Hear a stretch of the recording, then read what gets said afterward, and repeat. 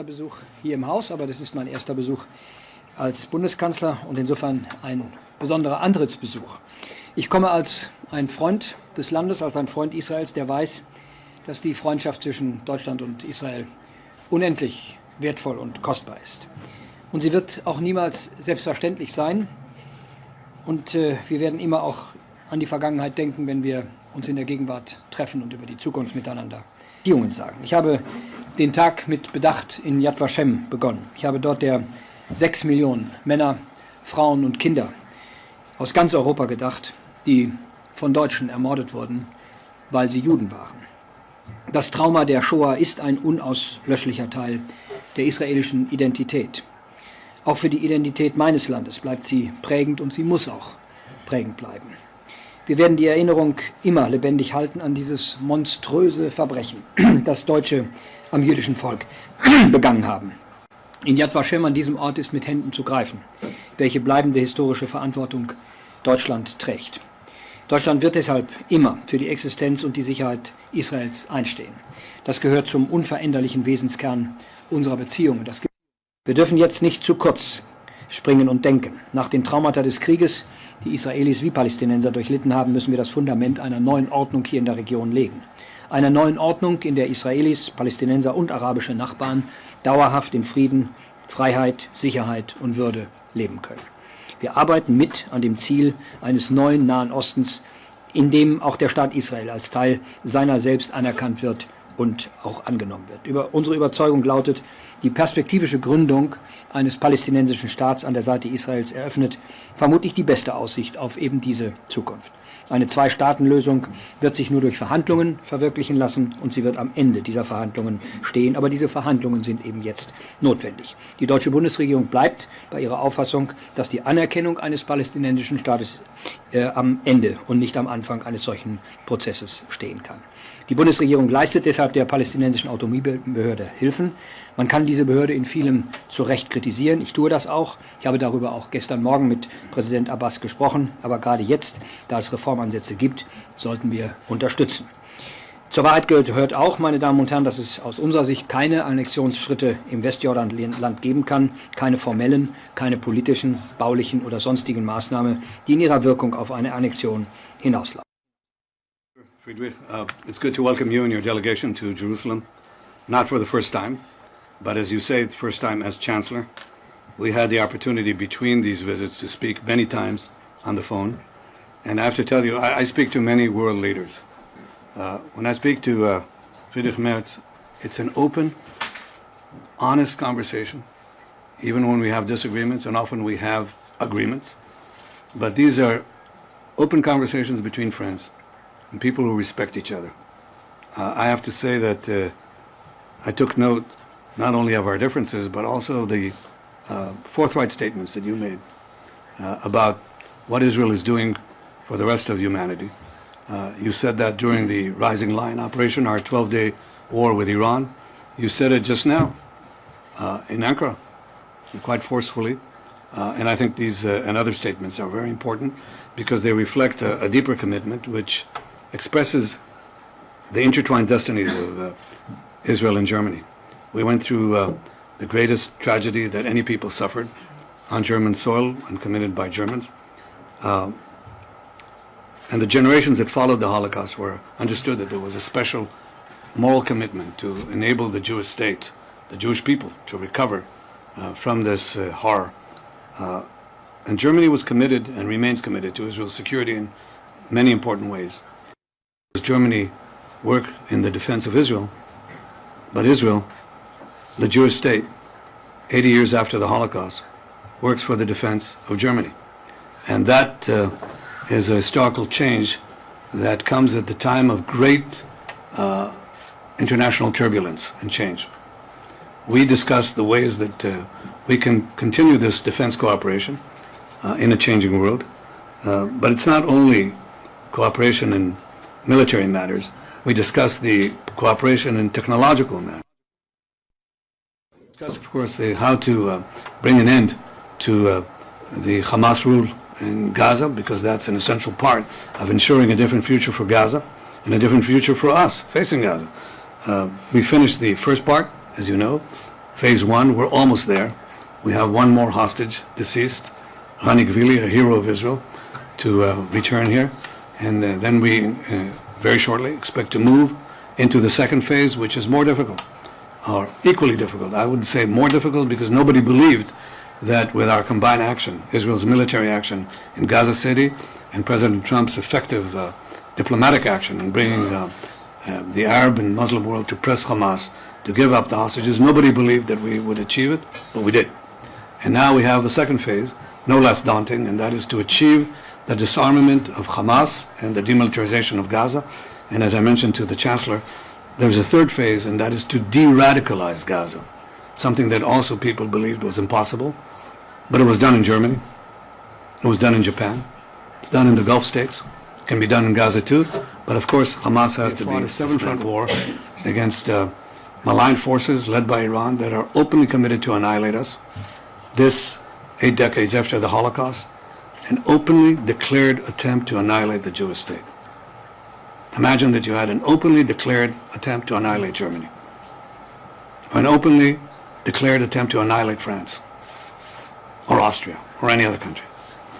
Israel, faced with that, obviously mustered its resources and fought a just war with just means.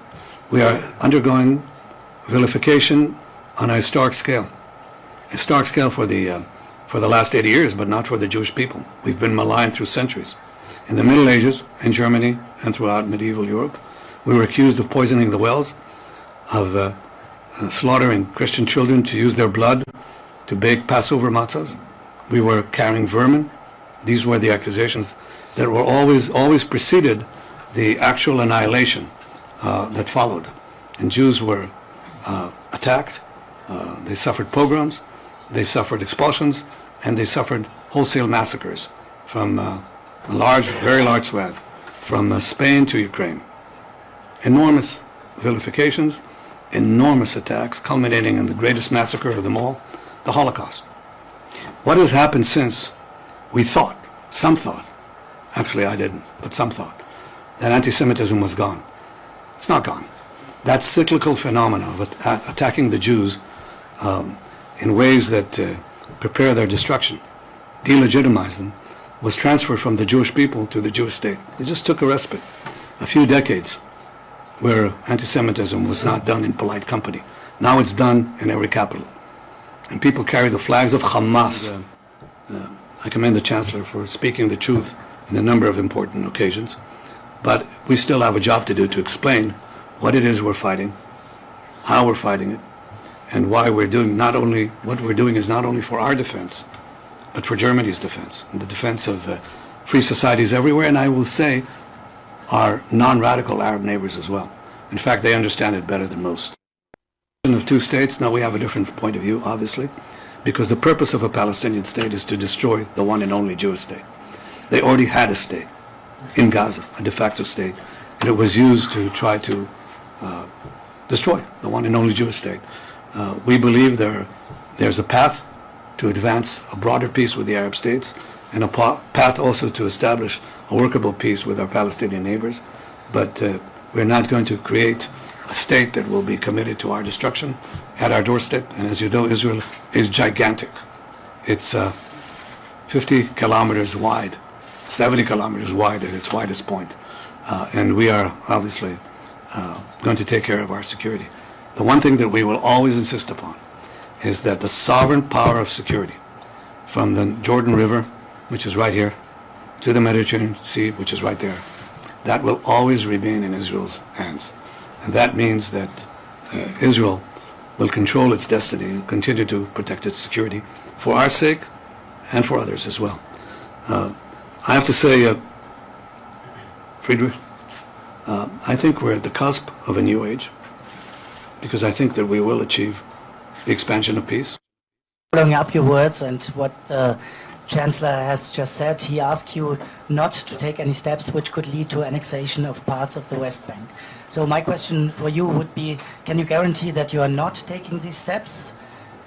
One can have some doubts after what you just said about security for Israel. Und Bundeskanzler, können Sie bitte kommentieren, wenn Herr Netanyahu eine Zwei-Staaten-Lösung ablehnt. Wie ist dann aus Ihrer Sicht eine Friedenslösung hier in dieser Region überhaupt möglich? Danke. In fact, there is no change of the status quo. Israel today controls the security between the Jordan River and the sea.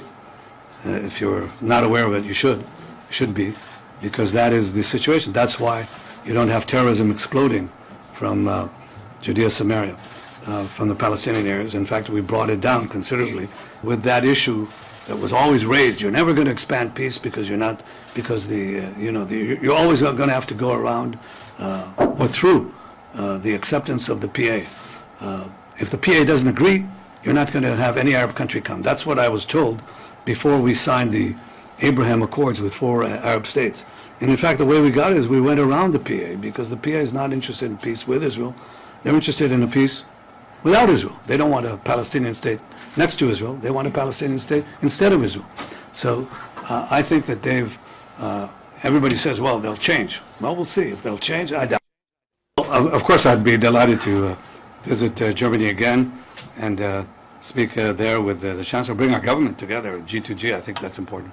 The reason we're not going there is because there's an ICC prosecutor. Prosecutor issued arrest warrants for me and for our former defense minister. He was supposed to come here, and he was saying how important that visit would be, because Israel has an open system, one that can be, works according to the rule of law. He was saying very positive things. And on the day that he was supposed to come here, he canceled abruptly. And we didn't know. Why did he do it? Well, it turned out, when we discovered this a few months later, that a few days before, one of his staff members came in and said, there's another staff member, a woman, and you sexually harassed her for a long time, and she's complaining. By the way, she's very hostile to Israel, very hostile, okay? But he ruined her life. Of course, I'd be delighted to visit Germany again and speak there with the Chancellor, bring our government together, G2G. I think that's important. The reason we're not going there is because there's an ICC prosecutor.